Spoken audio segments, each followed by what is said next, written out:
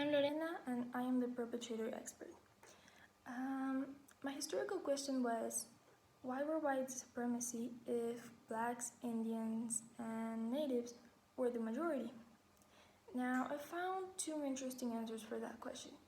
The first one was that segregation goes way back, and basically what happened in the 1940s was that the national power took place and they were exploiting the sovereignty that they already had to make laws that oppressed people even more and separated races even further, because what they wanted to do was to preserve their nationalism, or their culture rather, because they thought that if they didn't do what they did, it would be dissolved and it would disappear amongst all the different cultures that we're having in Africa. The second answer was that there were barriers that were set in place to prevent the races from mixing. These barriers were physical, economical, social, and educational. I think the most shocking one was the physical barriers, because you can actually see them on Google Maps. These barriers were basically relocating people from the cities into other places, because only whites were allowed to live in the cities.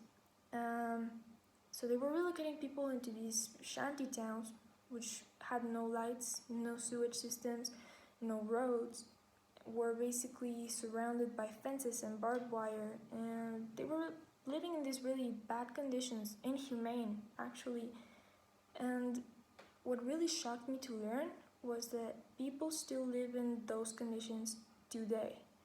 They're living in conditions that people were having 30, 40 years ago, because there maybe haven't been many efforts done, and what has been done hasn't been enough.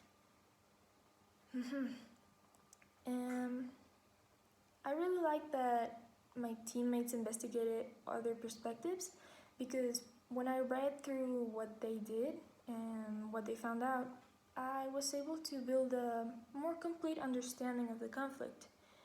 And it is important to learn about our past, and particularly from multiple perspectives, because as I said, you can understand better, so we can understand the present and the problems we are having today, so we can work to fix them for a better future. And well, lastly, I would really like you to think that if we ignore the past, if we don't spend time learning about it, it is almost inevitable that we will repeat our mistakes. And I really wouldn't like to live in an apartheid era like situation.